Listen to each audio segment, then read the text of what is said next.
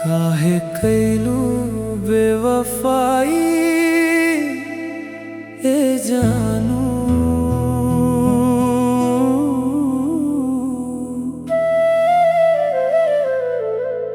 काहे कैलू बेवफाई ए जानू। हंसत हंसत रोवा गईलू हमके जीते जी मुआ गईलू। दिल तोड़ के तू कहाँ हेरा गईलू।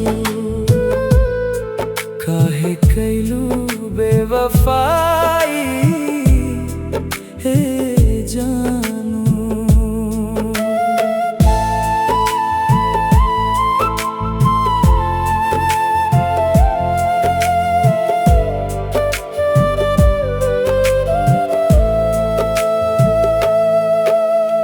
जेकरा के माननी हम अपन खुदा, ओही आजू भइले हमरा से जुदा।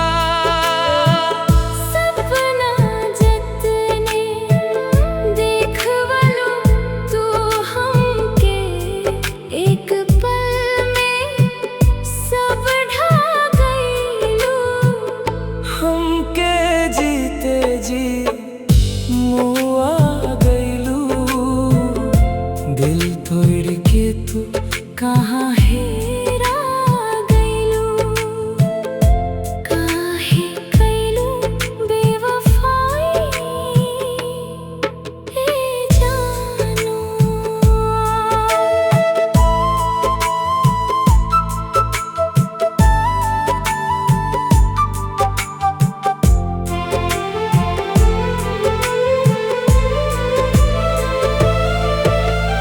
अखिया से लोर अब गिरे झरझर।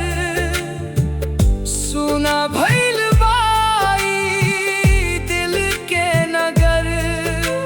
मेहंदी रचवलो तू कवनो दूसरा के नाम के, हमार दुनिया उजाड़ के चली गईलू।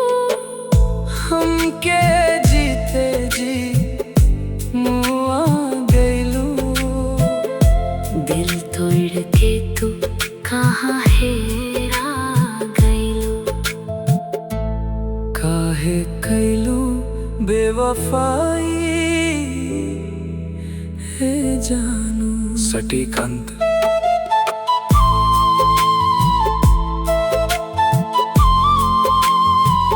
सोचनी ना रहली कब हूँ ऐसन दिन आई, कि आशिक तोहरा याद में घुट घुट के मरी जाई। हंसते हंसते रोवा गईलू। दिल तोड़ के तू कहाँ हेरा गई।